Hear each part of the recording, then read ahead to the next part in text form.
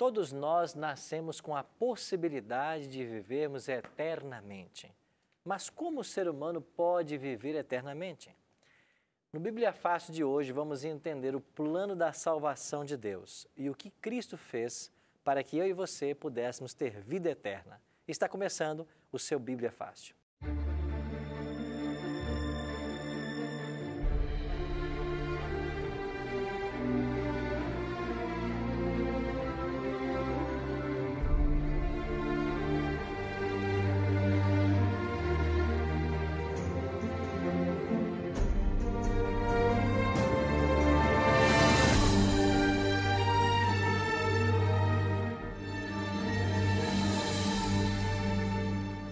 É com muito carinho que eu quero saudar você ao Bíblia Fácil dessa semana. Estamos na segunda semana de uma nova temporada que trata a respeito dos ensinos de Jesus. E eu tenho em minhas mãos um presente para você. Trata-se de um guia de estudo com todos os temas que estamos estudando no programa Bíblia Fácil. Esse guia é um presente da Novo Tempo para você. E para receber em casa inteiramente grátis, você pode acessar a nossa página na internet, novotempo.com/Bíblia Fácil, ou então você liga para nós em horário comercial. O nosso telefone 0 operadora 12 21 27 3121. Lembre-se de ligar em horário comercial. Nós faremos um breve cadastro e vamos enviar esse guia para a sua casa. E você acompanha então esse estudo do Bíblia Fácil junto conosco aqui todas as semanas. Semana passada eu apresentei para vocês o grupo de convidados que está conosco aqui. São amigos que vieram de várias regiões e hoje eles estão mais uma vez para o segundo tema. E hoje vamos estudar um pouquinho sobre o que Jesus ensinou sobre a salvação. Esse é um tema que eu acho muito especial e sem dúvida vai falar ao nosso coração. O que Jesus ensinou sobre salvação. Vamos entender de que nós precisamos ser salvos. Como que nós podemos ser salvos e de que precisamos ser salvos. Para isso, quero convidar você a tomar a sua Bíblia. E nós já estamos aqui todos com as Bíblias em mãos para começar o estudo de hoje. Antes de começar a ler, nós vamos buscar a direção de Deus através de uma oração. E eu quero convidar você a participar desta oração. Nosso Pai de amor, muito obrigado por estarmos reunidos mais uma vez para estudarmos o Teu livro sagrado. Que o Teu bom e Santo Espírito se faça presente e que nos ajude a entender o assunto que hoje nós iremos estudar. É em nome de Jesus que nós te oramos. Amém.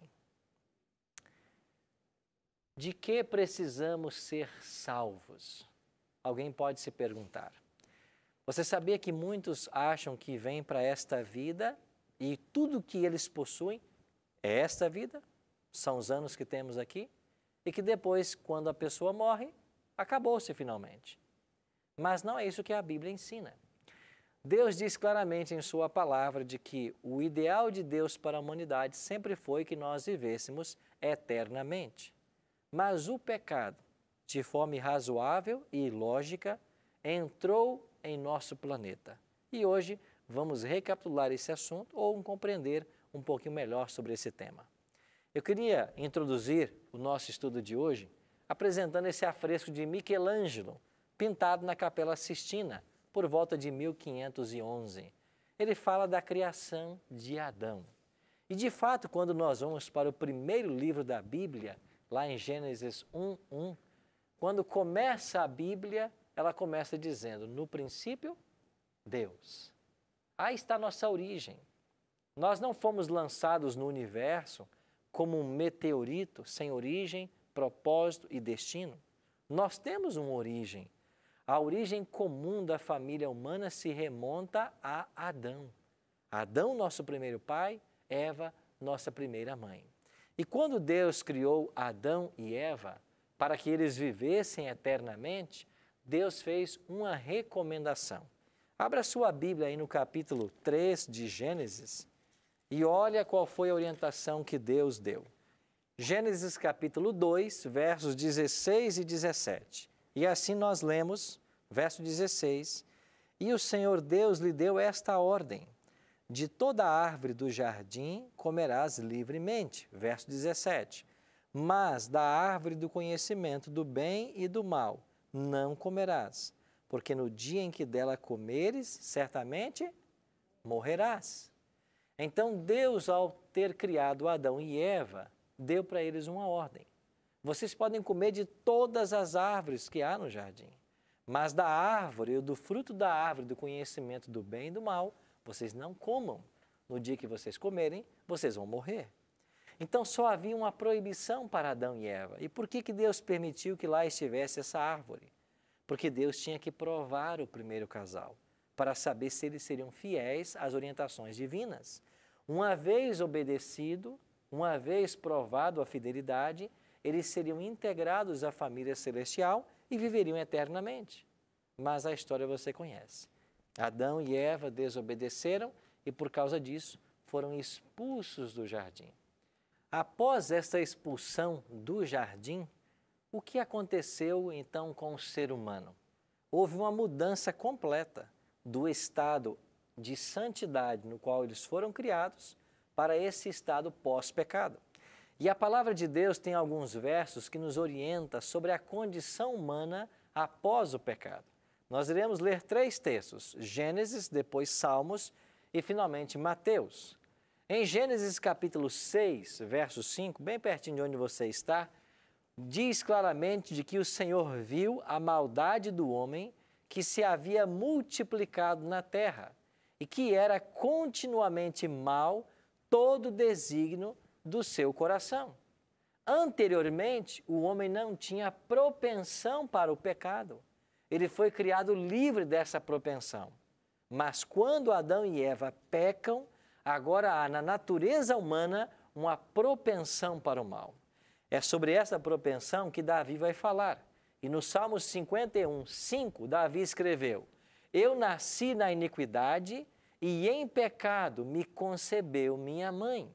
Ou seja, desde o concebimento, Davi já nasceu, como eu e você nascemos, com tendência para o mal. Então, quando nós nascemos, nós já nascemos com uma natureza pecaminosa. Esse é o natural. Ninguém nasce com a natureza espiritual. Nós só nascemos com uma pecaminosa, carnal. Quando é que nós temos acesso ou é implantada em nós a natureza espiritual? Quando alguém se converte a Cristo. Então, aquele que não se entregou a Cristo, ele tem apenas uma natureza, ele não vive conflito, porque ele está na prática do pecado e para ele isso é natural.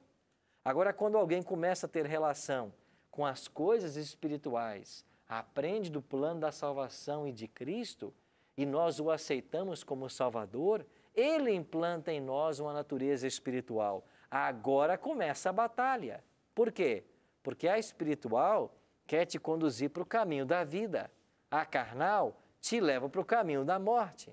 E é sobre esta luta que Paulo vai falar em Romanos, quando ele diz que o bem que eu quero, isso eu não faço, mas o mal que não quero, isso faço. Então nós fomos corrompidos pelo pecado.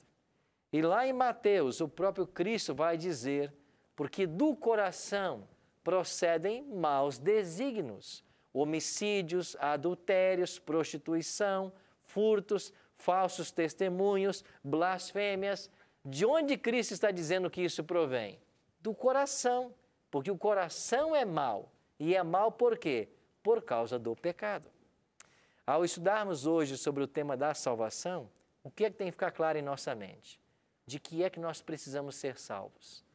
Desta natureza, desse estilo de vida, dessa tendência para o mal que nós herdamos dos nossos primeiros pais. Eu e você nascemos assim, nascemos com propensão para o mal. E a menos que Cristo faça uma obra em nossa vida, essa natureza não pode ser remediada. A única solução é a atuação de Cristo. Então, como Deus pode nos ajudar a romper com essa natureza? É o que nós queremos entender agora. Como que Deus pode ajudar a humanidade a ter uma natureza espiritual que vença a natureza carnal? A Bíblia tem a resposta. E eu queria entender, junto com vocês, um pouco da visão de salvação em alguns movimentos religiosos. Vamos pegar, por exemplo, o catolicismo.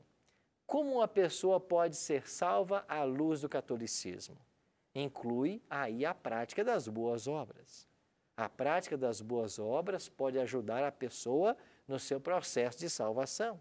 Inclui-se também a mediação dos santos, que podem oferecer seus méritos em função do pecador. Esta é uma visão comum no catolicismo. Existe uma outra linha de pensamento que nós podemos chamá-la de calvinismo.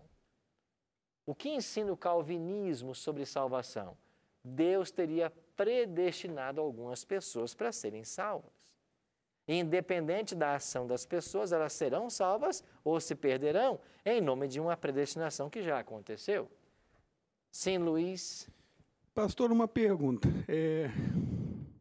Adão e Eva foram colocados no paraíso e lá eles tinham a árvore do bem e do mal.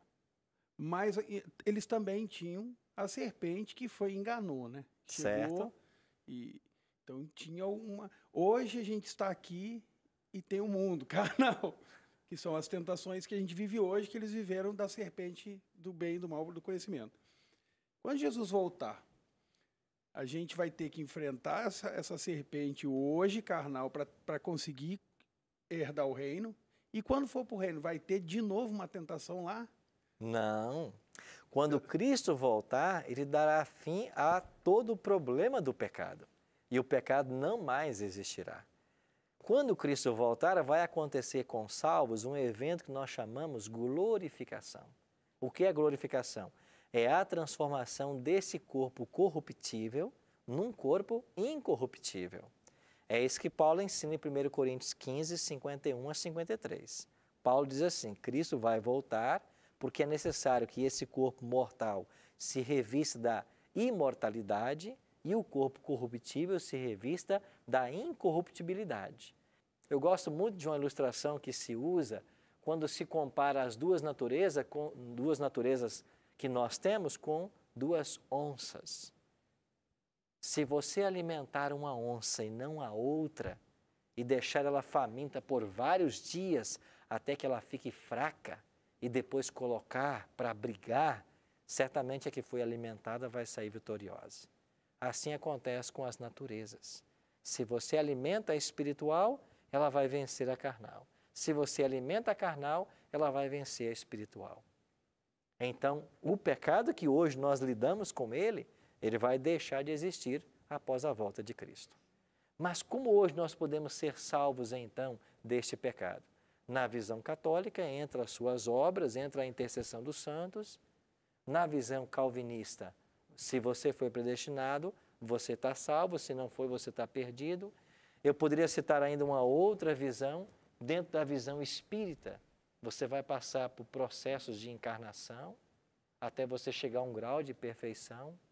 Mas o que a Bíblia ensina sobre o tema? Então, o nosso desafio hoje é olhar para a Bíblia e perguntar: como que eu posso ser salvo à luz da Bíblia? Jean. Assim, no calvinismo, um dos pontos dele é a tal da graça irresistível, né? Obviamente, eu entendo que eu não sou um predestinado, né? Que eu não acredito na predestinação, esse negócio de eleição. Mas como que a gente pode explicar a graça irresistível? Dentro desse movimento calvinista, a ideia da graça irresistível é assim: se você foi predestinado por Deus para ser salvo, independente da sua ação, isso finalmente vai acontecer, porque a vontade de Deus é soberana. Só que esta visão, ela choca com o que a Bíblia ensina sobre o livre-arbítrio. Deus, quando criou Adão e Eva, disse: vocês não comam, se vocês comerem, vocês morrerão. Aí já ficou claro que o homem tem o direito à escolha. Nós chamamos isso de livre-arbítrio. Então, não existe uma predestinação no sentido de que você não pode resisti-la, porque isso fere ao livre-arbítrio. Agora, Paulo usa um termo eleição nas suas cartas para dizer que nós somos os eleitos de Deus e que todos nós fomos predestinados à salvação. Isso é verdade. Por quê? Porque Deus deseja que todo ser humano seja salvo. Só que a predestinação que Deus deu para todos nós, ela pode ser resistida, porque existe o livre-arbítrio. Então, ainda que eu tenha sido predestinado para a salvação, eu posso dizer não e me perder. Agora, se existisse de fato predestinação, nos termos calvinistas, aonde estaria o livre-arbítrio? E como ficaria a justiça divina? Qual é o critério que Deus usaria para salvar você e condenar você, sem levar em conta a sua escolha, a sua decisão? Isso choca-se também com a justiça divina. Tatiele. Isso. Pastor, é interessante também, talvez, falar, eu ouço bastante que a culpa do meu pecado é porque é o diabo que colocou isso. As pessoas falam muito isso, né? Eu sou bem contra essa questão, porque o que é ruim, realmente, assim, a gente nasce com essa natureza. Então, assim, de repente deixar claro para o pessoal que não existe exatamente uma pessoa faz algo errado porque é o diabo que está falando para ela fazer. Na realidade, a gente nasce mesmo com a natureza ruim, uma natureza imunda, né? E onde o Senhor quer transformar para que a gente venha a ter atos bons e não fique só nessa questão de ficar, mas eu pequei porque o diabo que fez eu pecar. Essa não é a função, certo? De fato, o diabo é o originador do pecado, mas ele não pode ir além da tentação. Então, a escolha em pecar tem que ser uma escolha humana. O diabo não pode forçar ninguém ao pecado. A pessoa tem que escolher. Pecado, de fato, é uma escolha. Então, o diabo tenta a todos, mas a pessoa tem que finalmente ceder à tentação. Certo? Um detalhe interessante que nós precisamos ver sobre a questão da salvação é que muitos dizem assim, eu não tenho culpa no pecado de Adão. E é verdade que nós não temos, porque o pecado não pode ser transferido. Agora, mesmo não tendo culpa no pecado de Adão, precisava haver o equilíbrio entre o pecado e a graça. E nós vamos entender melhor um pouquinho esse assunto a partir dos textos de Paulo.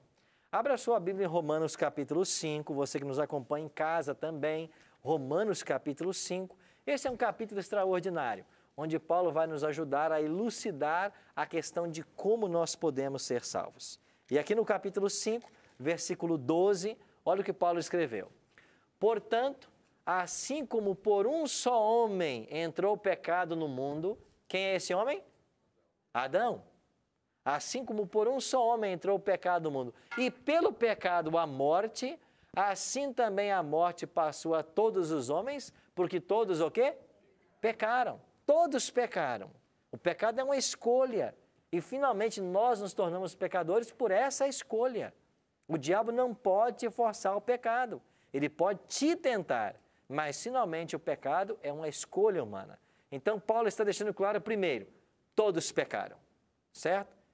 Todos nós somos pecadores. Aí Paulo, depois de conscientizar isso, no capítulo 5, 17, vai dizer assim, se pela ofensa de um e por meio de um só reinou a morte, quem é esse um aqui? Adão. Adão, mais uma vez. Se pela ofensa de um e por meio de um reinou a morte, muito mais os que recebem a abundância da graça e o dom da justiça reinarão em vida por meio de um só, a saber quem? Jesus Cristo. Então, Paulo compara Jesus com o segundo Adão. Tudo que nós perdemos no primeiro Adão, nós recebemos de volta no segundo Adão. Cristo é o segundo Adão no livro de Romanos. E aquilo que não podia ser feito por força da carne e do pecado, pode ser feito por força, pelo poder do Espírito e por intermédio de Jesus. João 3,16. Olha o que João escreveu nesse texto que é um dos mais clássicos a respeito da salvação. João diz, porque Deus amou o mundo, na realidade não é João, né? João registrou as palavras de Cristo ditas a Nicodemos. Porque Deus amou o mundo de tal maneira que deu o seu Filho unigênito, único, para que todo aquele que nele crê não pereça, mas tenha o quê? A vida eterna. Com essas palavras, Jesus deixou claro para mim e para você de que todo ser humano, ele só tem dois caminhos. A morte eterna, a vida eterna. Qual é o caminho da vida eterna? É a fé, é crer. Crer em quem? Em Jesus Cristo. Então a Bíblia é clara em declarar de que só há um Salvador. Lá em Atos 4, 11 e 12, isso foi declarado. Abaixo do céu não existe outro nome dado entre os homens pelo qual importa que nós sejamos salvos. Quem é que pode salvar? Apenas Jesus Cristo. É isso que ele está dizendo para Nicodemos. Deus fez o que para nos salvar? Deu seu Filho. Então, Cristo veio a essa terra para morrer uma morte expiatória, para morrer no lugar do homem. Então, se em Adão todos nós fomos feitos pecadores, em Cristo todos nós somos feitos justos.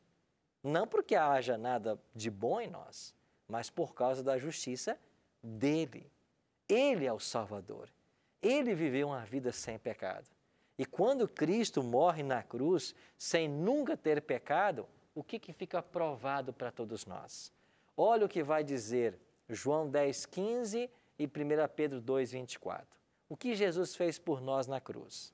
João 10,15, ele declarou: assim como o Pai me conhece a mim, eu conheço e dou a minha vida pelas ovelhas. Nós somos as ovelhas de Cristo e ele deu a sua vida por todos nós. Foi isso que ele fez. Ele morreu a nossa morte. E quando vamos então para o apóstolo Pedro, olha o que ele diz: carregando ele mesmo em seu corpo sobre o madeiro os nossos pecados, para que nós, mortos para os pecados ou mortos para os pecados, vivamos para a justiça. Por suas chagas fostes sarados. E aqui Pedro está citando quem?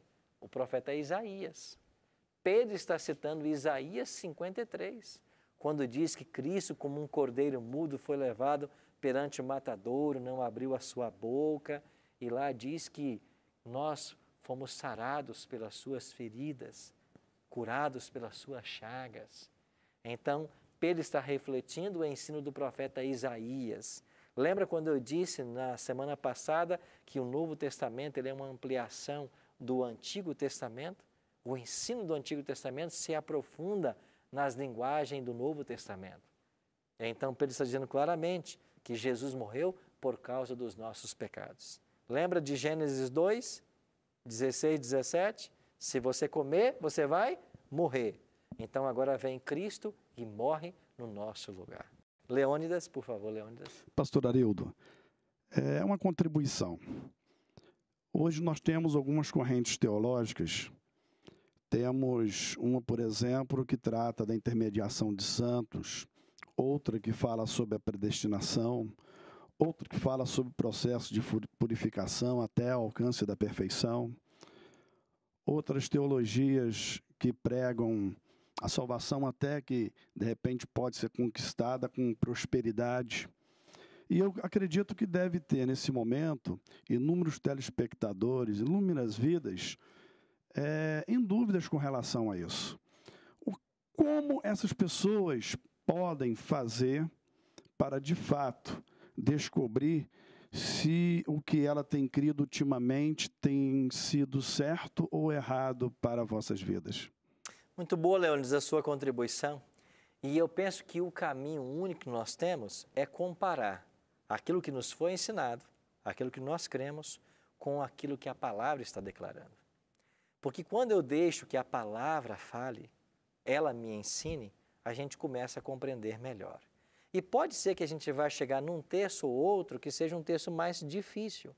Mas aí nós somos ensinados a fazer o seguinte: deixar que os textos fáceis elucidem os mais difíceis. Então, quando vamos, por exemplo, para João 3,16, Cristo foi claro. Deus amou o mundo, Ele deu seu Filho. Para quê? Para que todo aquele que nele crê.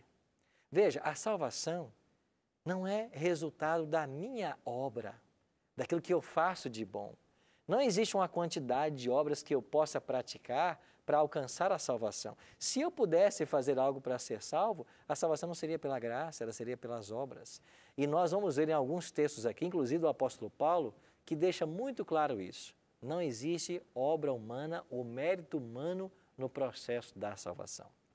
Nós iremos para o intervalo e quando voltarmos vamos continuar lendo textos que vão nos esclarecer a respeito desse tema e deixar claro para todos nós e para você como que eu posso ser salvo.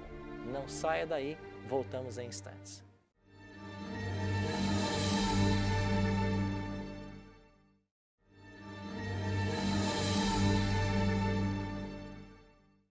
Estamos de volta com o programa Bíblia Fácil, hoje estudando sobre salvação, o que Jesus ensinou sobre esse tema. E para auxiliar você a compreender melhor esse assunto, nós preparamos um guia de estudo com muito carinho com todos os 18 temas que vamos abordar aqui no programa Bíblia Fácil ao longo dessa temporada. Você pode acessar a nossa página na internet, novotempo.com/bibliafácil. Você pode ligar para nós em área comercial, 21 27 31 21, e solicitar esse estudo que é inteiramente grátis.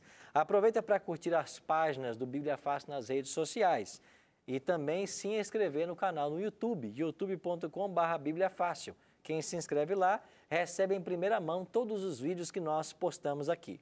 facebook.com/bibliafácil e no Instagram o nosso endereço é @bibliafácil. Assim você vai ficar bem informado de tudo que está acontecendo e também pode participar. Terminamos o primeiro bloco falando sobre algumas visões, até o Leônidas levantou essa questão de algumas visões que nós temos hoje a respeito de salvação. Mas como Deus pode nos salvar? O próximo texto que eu queria ler com você encontra-se em Efésios, capítulo 2, vamos dar uma olhadinha para os versos 8 e 9. Efésios, capítulo 2, versos 8 e 9. E deixar bem claro a relação que há entre salvação e obras. Paulo diz assim, Efésios 2, 8. Porque pela graça sois salvos, por meio da quê? Ou mediante a fé. Isso não vem de vós, é o quê? É um dom de Deus. O que é o dom? É um presente de Deus. E no verso 9, Paulo diz assim, não de obras, para que ninguém se glorie. Então o apóstolo Paulo é muito claro em ensinar de que nós somos salvos exclusivamente pela fé. Você crê em Jesus como teu Salvador. E Ele te salva pelos méritos dEle. Não há bondade inerente no homem. Não há o que você possa fazer para compensar o teu pecado, para expurgar o teu pecado. Você depende da ação de um Salvador, depende da ação de Cristo. E Paulo também escrevendo aos Gálatas, ele vai dizer no capítulo 2, verso 16, sabendo contudo que o homem não é justificado por obras da lei, e sim mediante a fé em Jesus Cristo. Também temos crido em Jesus Cristo para que fôssemos justificados pela fé em Cristo e não por obras da lei, pois por obras da lei ninguém será justificado.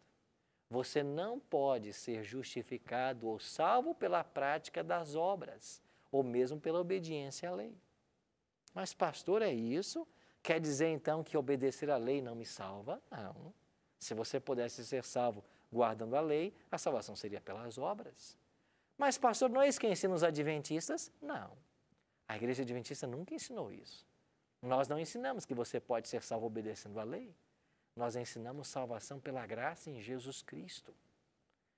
Se você pudesse ser salvo obedecendo à lei, a salvação seria pelas obras e você teria mérito. Por mais que você observe a lei, ela não pode te ajudar no seu processo de salvação. Senão a salvação não seria de graça. E essa é a verdade mais radical que o Evangelho tem para apresentar. Você é salvo exclusivamente pela graça de Jesus, quando você exerce fé no que Ele fez na cruz do Calvário. Sim, amiga? Pastor, e como que eu sei, né, se eu morrer, que quando eu ressuscitar, eu vou ganhar a vida eterna? Ninguém sabe, depois que morre, do seu destino. Nós podemos hoje entender que enquanto estamos vivos, é que nós temos que traçar esse destino. Se alguém viveu uma vida de comunhão com Deus, se alguém creu em Jesus Cristo como Salvador pessoal, e se apoderou dos méritos dele, daquilo que ele fez na cruz para a sua salvação, ele pode ter a certeza da vida eterna. E mesmo que ele morra, Deus o ressuscitará. Então, a certeza da salvação, ela só advém à pessoa quando essa pessoa entrega-se completamente a Jesus Cristo e anda na luz da sua palavra. Talvez para ajudar você a entender melhor esse assunto, eu queria falar um pouquinho sobre os tempos de salvação. Como que alguém pode saber se será salvo ou se será condenado? A luz da palavra de Deus é aquele que entregou-se completamente a Cristo. Aquele que acredita que a justiça de Cristo pode ser imputada em sua vida. O que talvez nos ajude a entender melhor esse assunto é quando nós entendemos que a salvação é operada em 3 tempos. Veremos isso com mais detalhes na semana que vem, mas eu vou adiantar para você. Quando uma pessoa se entrega a Cristo completamente, nós chamamos isso de justificação. Ele é justificado pelo aquilo que Cristo fez na cruz. A vida que ele leva hoje em conformidade com a palavra de Deus e o andar diário com Jesus, nós chamamos de santificação. E chamamos de glorificação o que vai acontecer com todos os salvos no momento da volta de Cristo, quando esse corpo deixará de ser corruptível e será um corpo de glória e imortal. Então, a certeza de que isso vai acontecer pode ter só aquele que anda na presença do Senhor e que entregou sua vida para Ele. Então, quando eu confio inteiramente em Jesus para a minha salvação, eu posso estar certo de que Ele me salvou, me salva e me salvará no dia da volta dele. Ok? Temos uma outra pergunta aqui. Eu li na Bíblia Lindinalva. o seguinte, um texto lá que fala: ainda hoje tu estarás comigo no paraíso. Uhum. Então, aqueles que morreram em Cristo, que seguiu a palavra, que confia, que acreditou, dorme até o dia da ressurreição ou já vai para o paraíso? Já está? Fica em dúvida. Muito boa a sua pergunta. E o texto que você se refere é a experiência do ladrão na cruz, né, com Jesus. O ladrão diz assim para Jesus: Senhor, lá em Lucas, quando vieres em teu reino, lembre-se de mim. Aí Jesus responde para ele: em verdade te digo, hoje estarás comigo no paraíso. Algumas versões da Bíblia colocam uma vírgula em locais diferentes. Aí você tem 2 interpretações. Uma que diz assim: em verdade te digo, vírgula, hoje estarás comigo no paraíso. Nessas versões, dão a ideia de que o ladrão já foi com Cristo para o céu naquele mesmo dia. Algumas Bíblias colocam a vírgula em outro local. Em verdade te digo hoje, vírgula, estarás comigo no paraíso. Então Jesus teria dito uma verdade naquele momento e que no futuro o ladrão estaria no paraíso com ele. Como eu disse há pouco, né? A gente tem que interpretar os textos difíceis à luz dos textos fáceis. E perguntar: o ladrão foi para o paraíso no mesmo dia?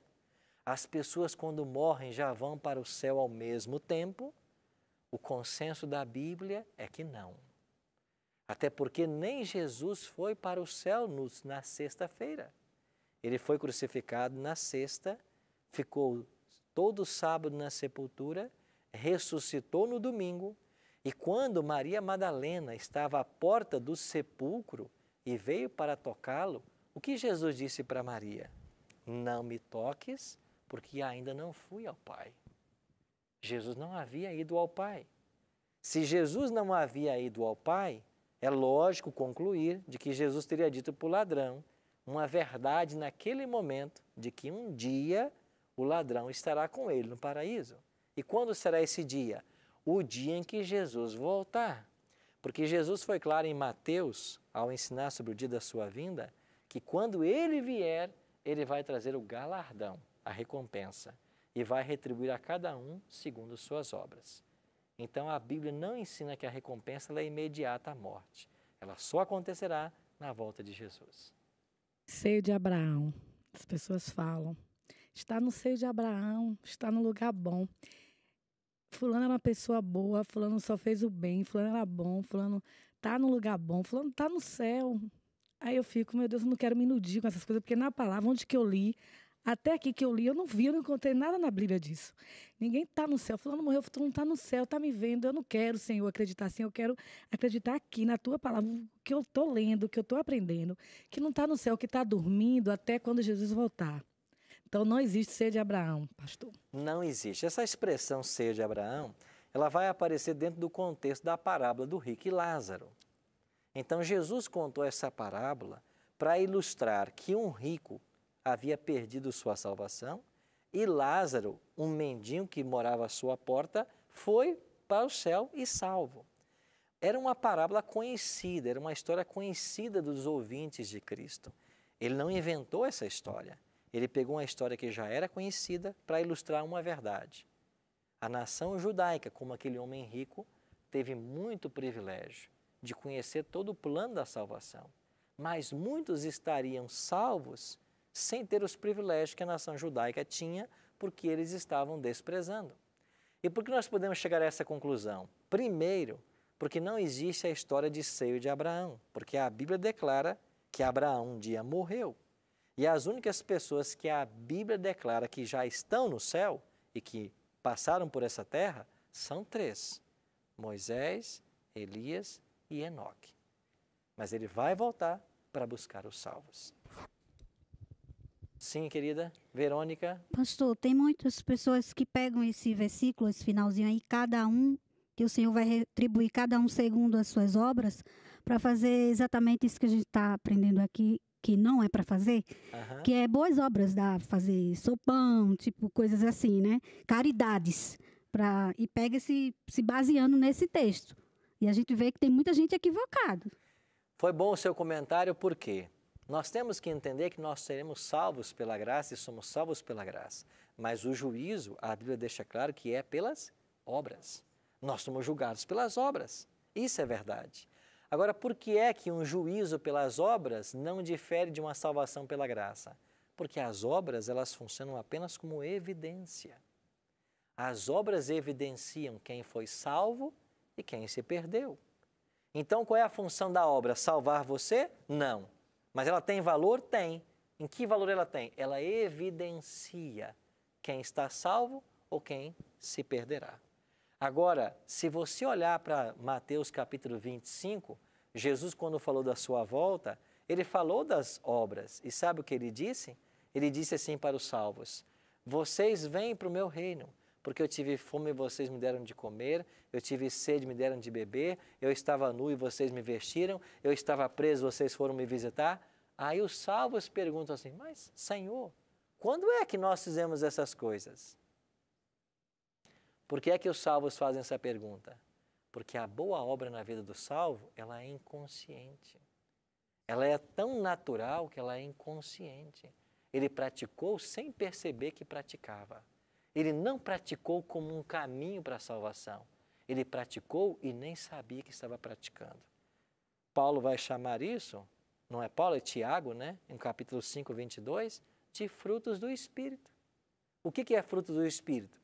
É a habitação do Espírito Santo no teu coração que te leva a praticar boas coisas. Agora, você pratica boas coisas para ser salvo? Não. Você pratica boas coisas porque você foi salvo. Essa é a grande questão. Sim, nesse texto, cabe muito bem a palavra de Jesus, né? Que ele ensina, né? O que queres que faça a você, faça ao próximo. Faça ao próximo. Né? Então, quando nós temos o reconhecimento de Cristo na nossa vida, do que é Jesus, o que é salvação, você faz tão naturalmente o bem ao próximo, né? Sem que isso seja uma coisa evidenciada para os outros, para te propagar alguma coisa, mas com tanta sinceridade, né? Como você, assim, eu gosto disso, eu vou fazer isso porque faz bem a mim, vai fazer ao próximo também. Eu acho que é algo muito interessante e o que eu sempre falo, que eu amo as parábolas de Jesus exatamente por isso, com a alegoria com que ele ensina a palavra e que quando a gente passa a entender isso assim, com verdade, com veracidade, você vê o quanto isso é benéfico para a vida da gente, né? E aí não se preocupamos com de equivocar isso aos outros, né? E um detalhe, Meire, que é interessante, que aqui não estou dizendo em momento algum que as boas obras não têm o seu lugar. Elas são importantes, mas elas não são importantes para a minha salvação. Elas não contribuem para a minha salvação. Mas uma vez salvo por Cristo, o resultado natural dessa salvação é a prática das boas obras. Então, se alguém não ama o próximo, não faz o bem ao próximo, que evidência ele está dando de que Cristo habita no seu coração? Nenhuma. Então, mesmo a boa obra praticada sem Cristo, ela é má obra. Então, a boa obra só tem valor quando ela é fruto genuíno de um relacionamento com Jesus Cristo. Existem outros textos da palavra de Deus que poderão nos ajudar. Aqui está um deles. Se nós somos salvos pela graça, qual é o valor das obras na vida cristã? Então, Paulo vem com Tiago 2,10. Pois somos feituras dele, criados em Cristo Jesus, para quê? Para as boas obras. Nós fomos criados para as boas obras, as quais Deus de antemão preparou para que nós andássemos nelas. Ela tem valor, mas qual é o valor? É o valor de alguém que foi salvo. Então, eu fui salvo pela graça, e agora que eu fui salvo, essa salvação me leva a praticar boas obras. Nunca um caminho para a salvação, mas um resultado de alguém que foi salvo.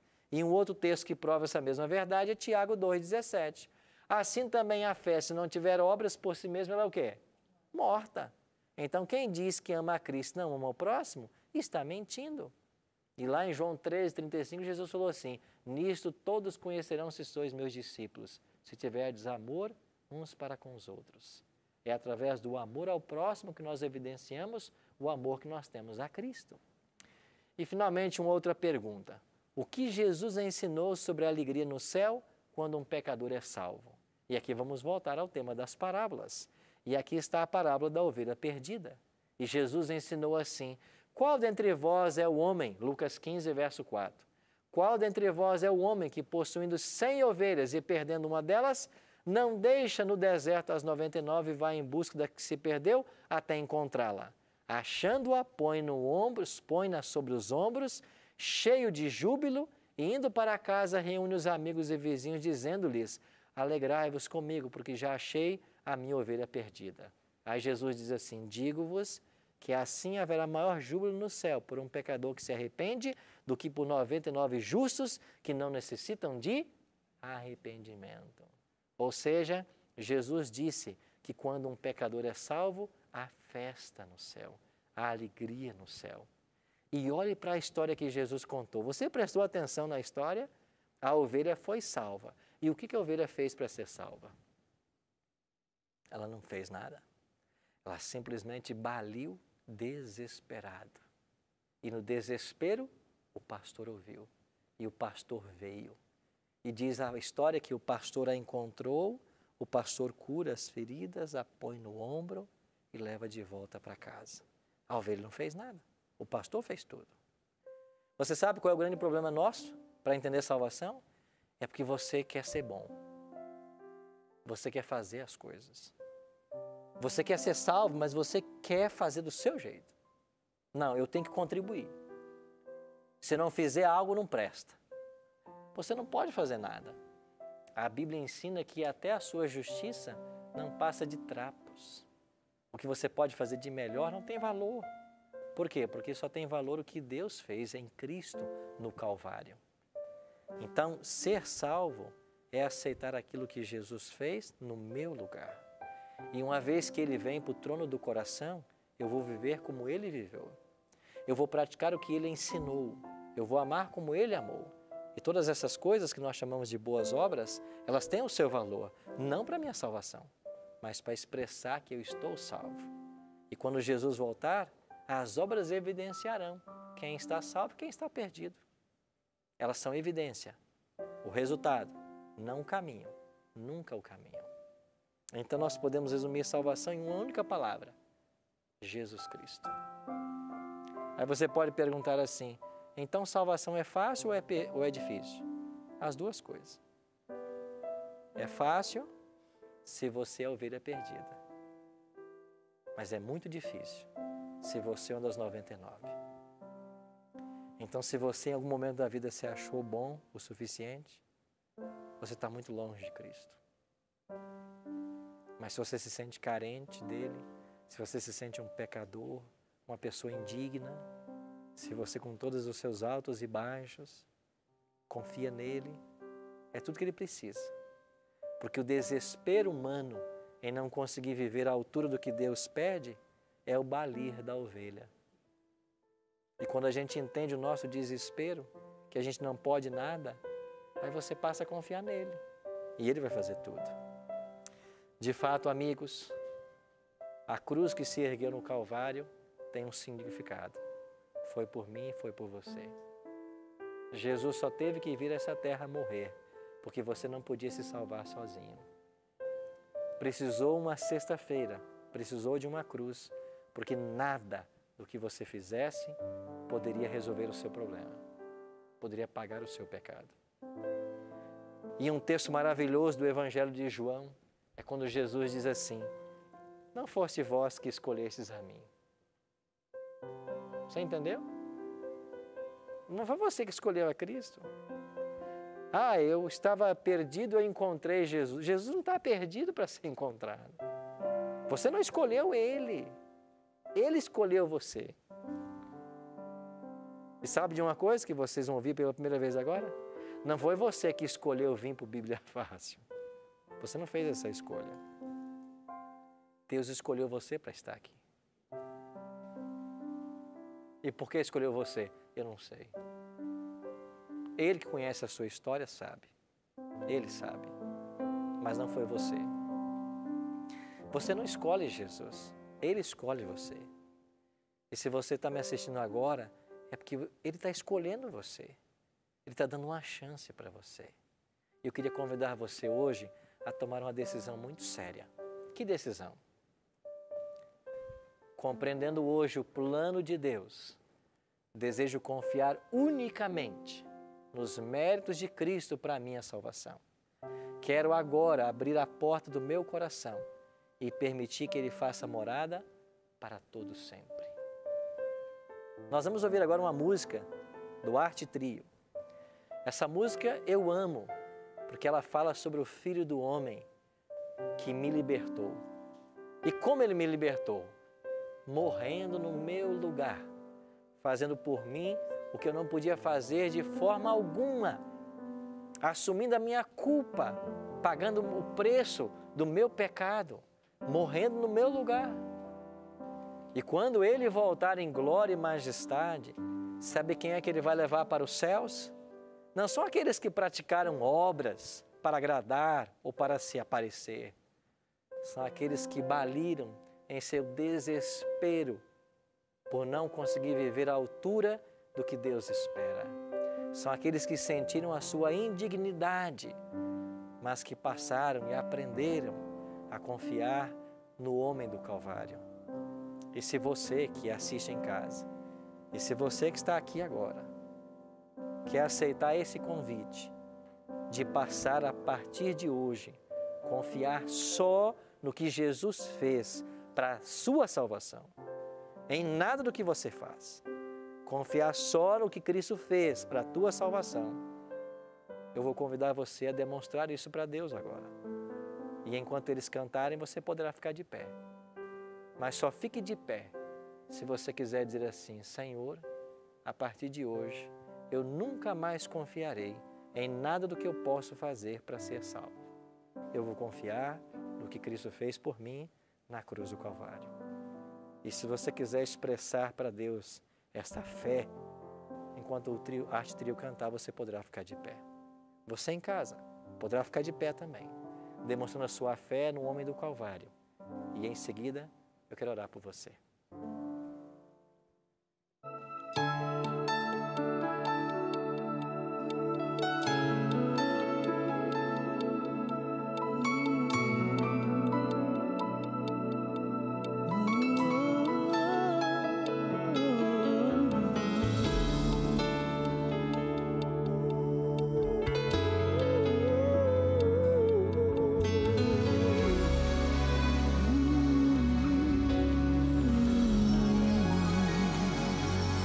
Eu não mereço tanto amor, eu não sou digno do seu perdão. A dor que passou meu Rei e meu Senhor, sempre o adorarei com amor. Eu não mereço tanto amor,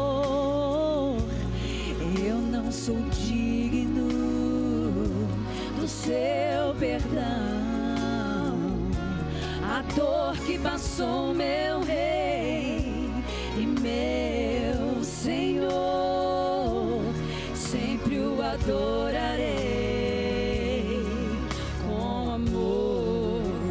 O Filho do Homem me libertou verdadeiramente, verdadeiramente.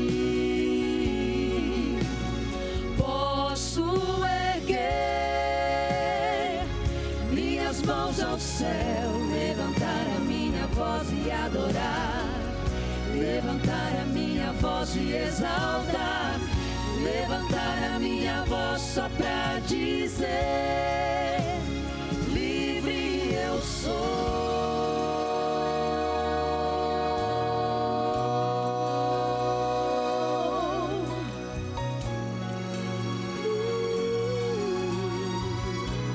Eu sou livre, aleluia. Eu não mereço tanto amor, eu não sou digno do seu perdão. A dor que passou, meu Rei e meu Senhor, sempre eu adorarei com amor. O Filho do Homem me libertou verdadeiramente, verdadeiramente. Posso erguer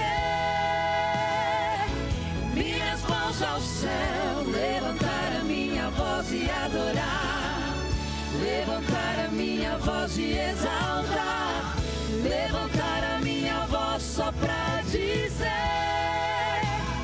livre eu sou. Pra te adorar, pra te adorar, pra te adorar, pra te adorar, eu sou livre, sou livre. Pra te adorar, pra te adorar, pra te adorar, pra te adorar, eu sou livre, sou livre. Pra te adorar, pra te adorar, pra te adorar, pra te adorar, eu sou livre, sou livre, aleluia. Pra te adorar, pra te adorar, pra te adorar, pra te adorar, eu sou livre, sou livre. Pra te adorar, pra te adorar, pra te adorar, pra te adorar, eu sou livre, sou livre. Pra te adorar, pra te adorar, pra te adorar, pra te adorar, eu sou livre, sou livre.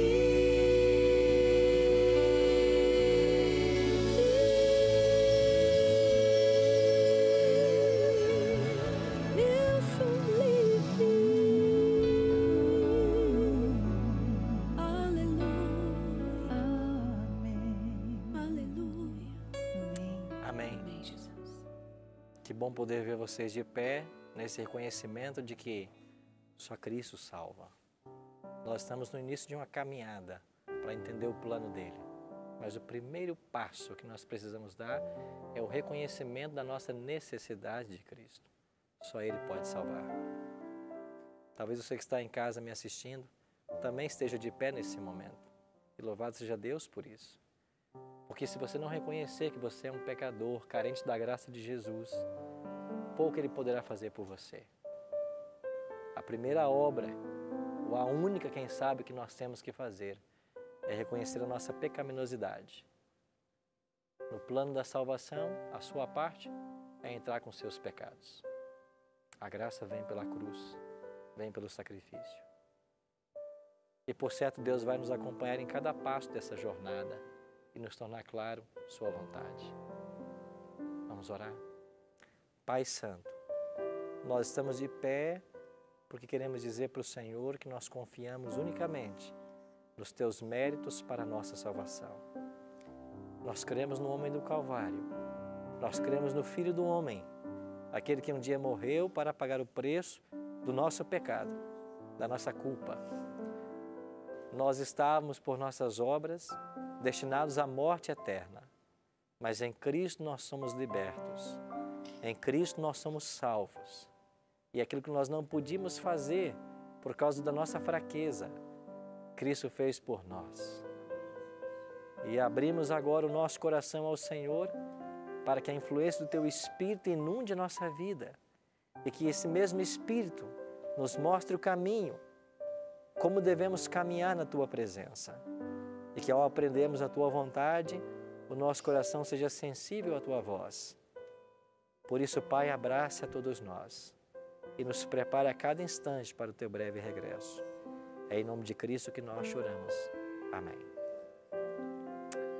Deus abençoe você. Semana que vem, nós vamos estar juntos para aprendermos um pouquinho mais sobre o que Jesus ensinou. Eu espero você.